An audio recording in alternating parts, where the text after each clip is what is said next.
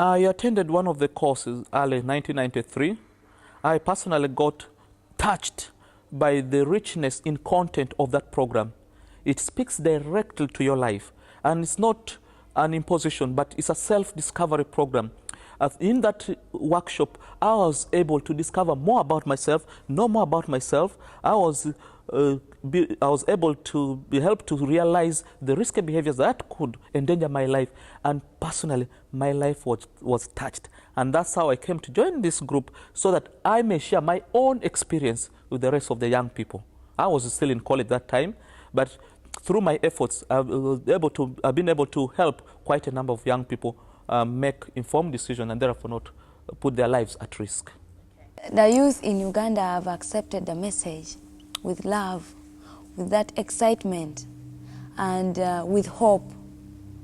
I can say that in all the places we've gone to, they accept it willingly. And when you go back for what we call follow-ups in schools, we get positive messages. Abstinence programs address an individual in totality, because research tells us that the most powerful sexual organ of a human being is the brain. And if you want to help someone, you start with the brain. So the behavior change approaches do not only look at just the practices, they look at the attitudes, they look at the values, they look at then they look at the behaviors and the skills. So giving a holistic approach to HIV/AIDS are these behavior change programs, which the other strategies do not. In Uganda, I actually happened to work on the Uganda AIDS Commission, which was a commission brought together by the President of Uganda, because he was very determined that we as in Uganda should do something about this pandemic. And he very openly said, I'm not worried what people outside think. If we have a problem, we need to face it. That was his general attitude. And we need to be open about it and speak about it and tackle it. So then it was on that commission that made policies for the country. So one of the policies that we really came up with there was the policy to really look at behaviour and to try to change that behaviour and look at the root causes of why it was spreading. And so the first policy of the Uganda AIDS Commission was behaviour change. I attribute Ugandan success to political will.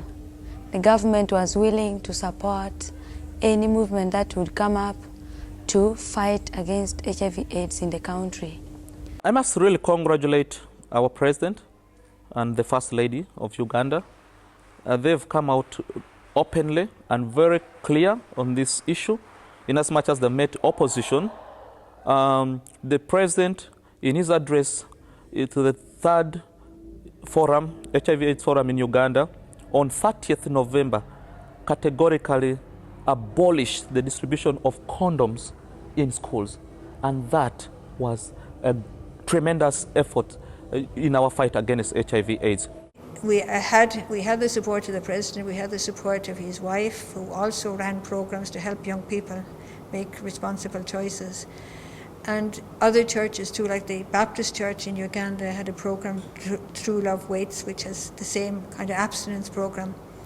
So for several years we worked on those programs, and as we worked, you could see lots of young people changing and really waiting until marriage to have sex. There's a part in the Bible that says that the glory of God is in the person who is fully alive. Have you ever read that part yourself? All right. So when I'm talking about behavior, I think what I'm trying to say is that behaviors are repeated ways of doing things. So changing them sometimes is not very easy, not sometimes, yeah?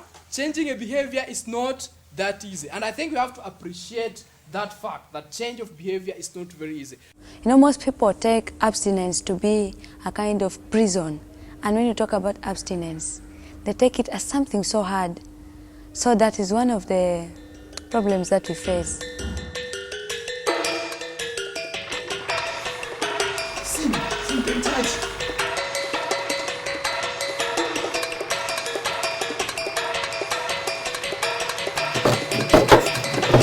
I've been to so many HIV AIDS forums, seminars, big ones, some in 5-star hotels. During the day, people talk about HIV AIDS and everything.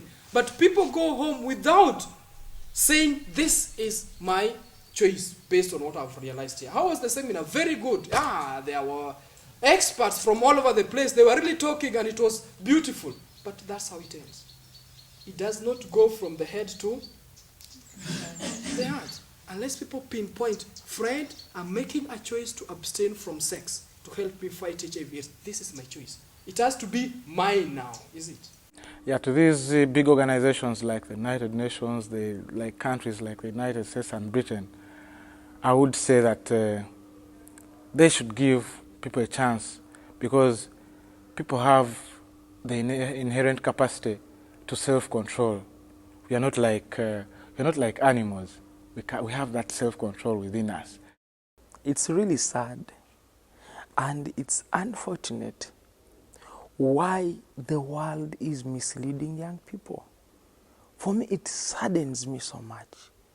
You see, we are living in a world whereby people have very many interests, and they think they are going to use young people to achieve their personal interests. Some, especially the promoters of the condoms, think that young people cannot control themselves. Maybe some people didn't have a chance to hear this message when they needed it, when they were young. And therefore they were not able to practice abstinence. Therefore, it came as a concept when they had already grown up. And maybe they tried it and it failed. And they think that since it failed with them, it will fail with everyone. But I'm a testimony myself. I finished my primary without having sex. I went for my secondary education, I didn't have sex. I went to the university. I was a laughing stock to some of my colleagues. I was not having sex until when I got married. I never felt sick because of not having sex. I abstained. Can this world tell me that it only worked with me? Can they say that? No. The way it worked with me, it can work with everyone else. Let us give young people a chance. My friends who used to laugh at me thinking that abstinence is abnormal, most of them are dead by now. And some of them, or I visit them, some of them are sick, they are on the bed and say, David, I wish we lived your path. I wish we abstained. If we were to live a new life again, now we know which works. So I'm 100% convicted and convinced. I speak out of experience and out of conviction that abstinence works. And it is the 100% strategy that we can use to overcome the HIV AIDS pandemic. I saw a picture of an old man waiting for his day to come. He started to bend like a sunflower during the sunset. Yes, I was touched and feeling ashamed. He started to cough, making sound like a dynamite, and he passed away.